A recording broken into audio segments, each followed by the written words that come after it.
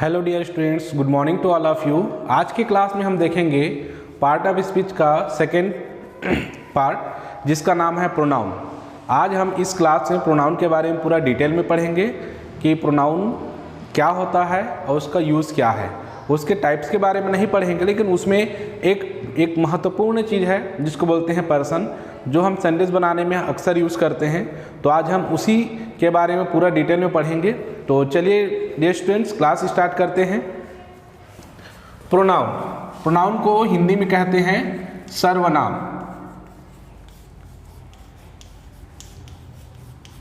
सर्वनाम मतलब नाम के जगह जो इस्तेमाल होता है उसे हम क्या कहते हैं? सर्वनाम कहते हैं। ठीक है, इसका डेफिनेशन क्या है? A noun, a word which is used in place of a noun is called pronoun। Hindi में बोल सकते हैं ऐसा शब्द जो किसी नाउन के स्थान पर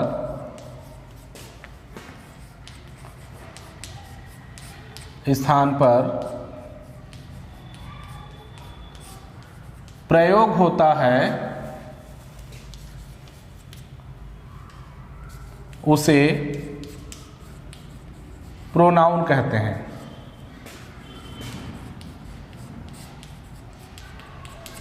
ठीक है, A word which is used in place of a noun is called pronoun। ऐसा शब्द जो किसी नाउन के स्थान पर प्रयोग होता है उसे प्रोनाउन कहते हैं। देखिए, प्रोनाउन की ज़रूरत क्यों पड़ती है? हम प्रोनाउन के जगह हम नाउन का भी इस्तेमाल कर सकते हैं, लेकिन प्रोनाउन की जगह क्यों ज़रूरत क्यों पड़ी? क्योंकि जैसे हम कोई सेंटेंस में, जैसे राम मेरा भाई है, राम एक डॉक्टर है, राम रायपुर में रहता है, अगर हम इस तरीके से यूज करेंगे तो वो थोड़ा सा अटपटा लगता है।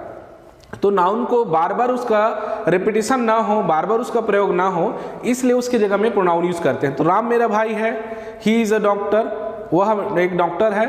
ही लिव्स इन रायपुर, वह रायपुर में रहता है। अगर हम इस तरीके से यूज करेंगे तो वो जो है अटपटा नहीं लगेगा, सुनने में भी और बोलने में भी अच्छा लगेगा। तो नाउन के जो रेपिटेशन होता है, मतलब बार बार जो नाउन का प्रयोग होता है, उस प्रयोग को रोकने के लिए हम उसके स्थान पर प्रोनाउन का प्रयोग करते हैं। ठीक है, प्रोनाउन के वैसे बहुत सारे टाइप्स हैं। इसमें एक होता है पर्सनल प्रोनाउन होता है, जिसमें होता है पर्सन। ठीक है, पर्सन को क्या कहते हैं? पुरुष कहते हैं। पर्सन यानी कि पुरुष। इसका इंग्लिश के ग्रामर में, इंग्लिश के सेंटेंस बनाने में बहुत ज़्यादा यूज होता है पर्सन को जानना जरूरी है, पर्सन का नंबर पर्सन जानना जरूरी है। इसलिए मैं इसका एक वीडियो अलग से वीडियो लेक्चर बना रहा हूँ, ताकि आप प्रोनाउन के पर्सन के बारे में अच्छे से आप समझ सको। ठीक है, इसके 3 प्रकार हैं। There are 3 types of person. There are 3 types of person. ठीक है, पहला होता है फर्स्ट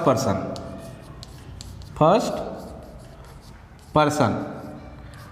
इसका हु स्पीक्स, जो बात करता है,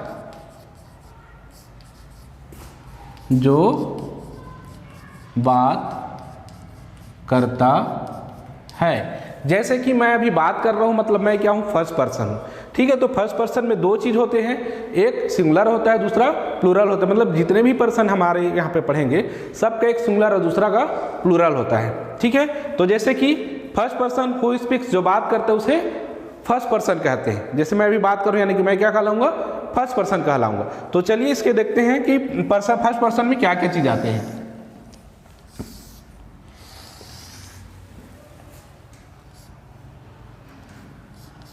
नंबर का एक कॉलम बना लेते हैं, नंबर, और ये हो गया फर्स्ट पर्सन। एस एन मतलब सिंगुलर नंबर होता है, आई का मतलब होता है मैं, मी का मतलब होता है मुझे, और माई का मतलब होता है मेरा। ये हो गया हमारा singular number, plural number. We का मतलब होता है हम, अस का मतलब होता है हमें, और अवर का मतलब होता है हमारा। ठीक है, ये हमारा हो गया फर्स्ट पर्सन। इसमें ध्यान देने वाली बात ये है कि देखिए आई और वी ये केवल सब्जेक्ट है और सब्जेक्ट की जगह ही प्रयोग होता है। माई और अवर ये हमारा पोसेसिव एडजेक्टिव कहलाता है। ये जो इसके बाद में कोई ना कोई नाउन का प्रयोग होता है। मी और अस ये सिर्फ ऑब्जेक्ट के प्लेस पे ही यूज होगा, ये कभी भी सब्जेक्ट नहीं बन सकता। ये दो वर्ड हैं, इसको हमेशा याद रखिएगा कि कहीं कहीं क्या करते हैं हम, जैसे कि मुझे जाना है, यहाँ पे मैंने मुझे यूज किया, लेकिन इंग्लिश में बनेगा क्या, आई हैव टू गो, यानी कि सब्जेक्ट क्या हो गया, आई। तो कुछ कुछ जगह में ऐसे होते हैं जैसे कि हम सब्जेक्ट को ऑब्जेक्ट की तरह तो प्रोनाउंस करते हैं, लेकिन जब इंग्लिश में हम उसको ट्रांसलेशन करते हैं तो उसका सब्जेक्ट अलग होता है, यानी कि उसका जो सब्जेक्ट है वही सब्जेक्ट बनेगा। भले ही हम हमें जाना है तो अस टू गो नहीं यूज करेंगे, हम क्या यूज करेंगे, we have to go use करेंगे। ठीक है, तो आई और वी हमको क्या करना है, जैसे अगर हम कोई सेंटेंस में ऑब्जेक्ट की तरह प्रोनाउंस करते हैं तो देखना यह है कि उसका सब्जेक्ट क्या प्रयोग हो रहा है, उस सब्जेक्ट के अकॉर्डिंग हमको सब्जेक्ट को लेना है, क्योंकि आई और वी सिर्फ सब्जेक्ट होता है और मी और अस ऑब्जेक्ट होता है। ठीक है डियर स्टूडेंट्स, ये हो गया हमारा फर्स्ट पर्सन। अब देखते हैं सेकेंड पर्सन।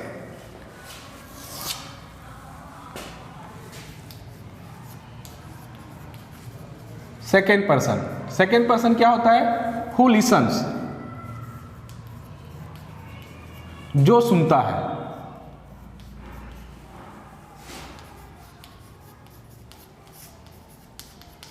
जो सुनता है उसे सेकेंड पर्सन कहते हैं, यानी कि जो बात करता है, बात करने वाले की बातों को जो सुनता है वो कहलाता है सेकेंड पर्सन। ठीक है डियर स्टूडेंट्स, अब देखते हैं कि सेकेंड पर्सन में क्या क्या चीज आता है।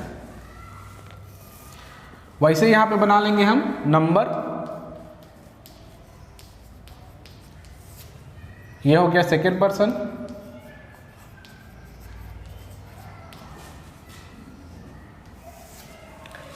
ए से यानी कि सिंगुलर नंबर, इसमें आता है यू, यू को बोलते हैं तुम या आप, और यूर तुम्हारा या आपका। इसका प्लूरल में भी यू और यूर आएगा। ठीक है, देखिए सेकेंड पर्सन में क्या होता है, सिंगुलर में यू और यूर आएगा, प्लूरल में यू और यूर आएगा। इसमें दोनों में सेम चीज होता है। यू जो है सब्जेक्ट और ऑब्जेक्ट दोनों की जगह में यूज कर सकते हैं, इसमें कोई ये नहीं है। लेकिन यू प्लूरल में कब है, इसको कब जानेंगे। प्लूरल में यू को हम तब जानते हैं जब उसके सेंटेंस, उस सेंटेंस में जो नाउन प्रयोग हो रहा है, यदि वह नाउन सिंगुलर हो तो समझो कि यू जो सब्जेक्ट है वो सिंगुलर सब्जेक्ट होगा। यदि आपका उस नाउन में प्लूरल प्रयोग हो रहा है, उस सेंटेंस में प्लूरल नाउन का प्रयोग हो रहा है, तो समझ जाइए कि उस नाउन का जो सब्जेक्ट, उस सेंटेंस का जो सब्जेक्ट है वो यू यानी कि प्लूरल में है। ठीक है, तो ये हमारा हो गया सेकेंड पर्सन। उसके लास्ट है थर्ड पर्सन। थर्ड पर्सन जिसके बारे में बात करते हैं, यानी कि टॉक अबाउट।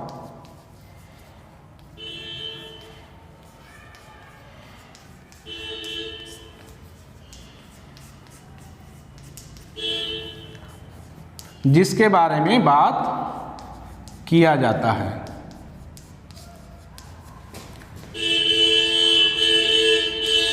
नाउन हमेशा थर्ड पर्सन होता है।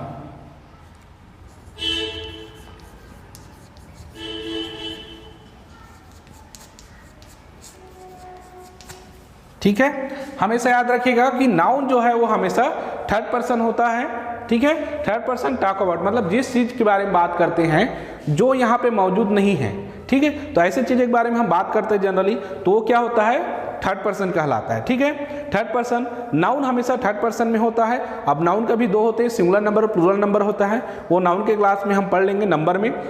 ठीक है, अभी हमको ये जानना है कि नाउन जो है थर्ड पर्सन होता है, इसको आप दिमाग में बैठा लीजिएगा, ठीक है। अब नाउन में थर्ड पर्सन में सिंगुलर नंबर में कौन कौन सा, वो भी थोड़ा डिस्कस कर लेते हैं। देखिए, प्रॉपर नाउन किसी व्यक्ति का नाम होता है, ये वो हमेशा थर्ड पर्सन सिंगुलर नंबर ही कहलाएगा। अनकाउंटेबल नाउन, ऐसे नाउन जिसको नहीं गिन सकते, वो हमेशा थर्ड पर्सन सिंगुलर नंबर में ही कहलाएगा। मतलब हमारा एक बन रहा है काउंटेबल नाउन। तो काउंटेबल नाउन जो होता है वो सिंगुलर और प्लूरल दोनों बनते हैं, लेकिन वो थर्ड पर्सन में होते हैं, इसको हमेशा आप याद रखिएगा, ठीक है। हम इसको मिटा देते हैं। यहाँ पे हम, क्योंकि थर्ड पर्सन का जो है चार्ट थोड़ा बड़ा है, इसलिए यहाँ पे मिटा करके इसमें लिखते हैं।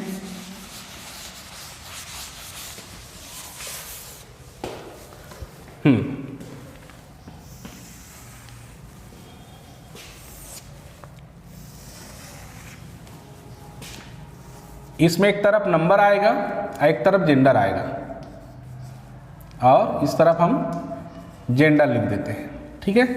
तो जेंडर शो करेगा ये नंबर, सिंगुलर नंबर।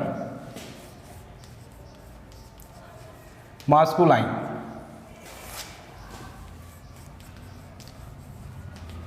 फेमिनाइन, और एक होता है न्यूटर जेंडर, निर्जीव, ठीक है।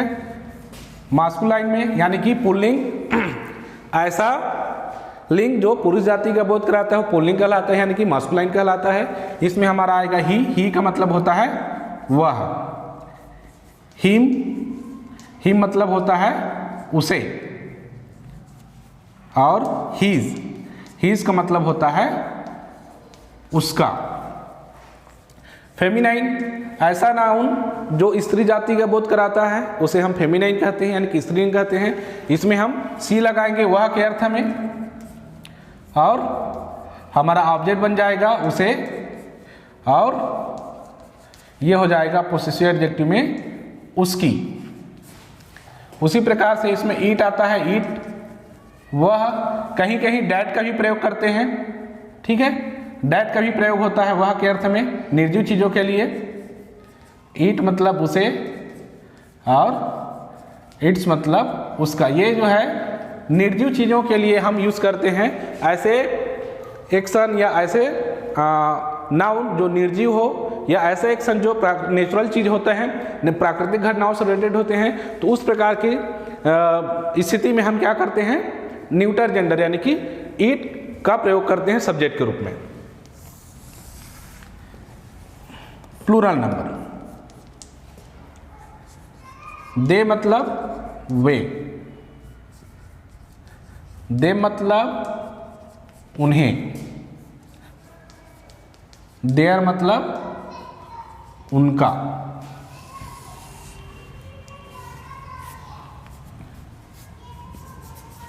ठीक, देखिए, चाहे वो मास्कुलाइन हो, फेमिनाइन हो, न्यूटर हो, यदि वह ज़्यादा की संख्या में हो तो उसका सब्जेक्ट बनता है दे, यानी कि प्लूरल में वे हो जाता है, और ये हमारा ऑब्जेक्ट बनता है दे मतलब उन्हें, और देयर ये हमारा पोसेसिव एडजेक्टिव है, देयर मतलब उनका। इस तरीके से पर्सन है, 3 पर्सन है, first person, second person, third person.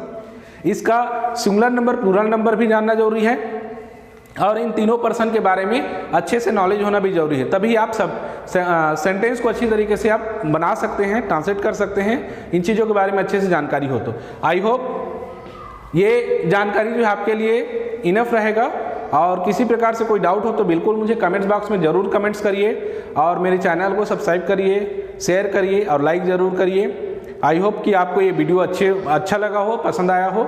यदि किसी प्रकार का कोई कहीं पे त्रुटि नज़र आ रहा हो तो आप बिल्कुल कमेंट्स करिए, मैं उसको सुधार करके नेक्स्ट वीडियो में उसको ज़रूर फुलफिल करूँगा। Thanks dear students, thanks everyone, thank you.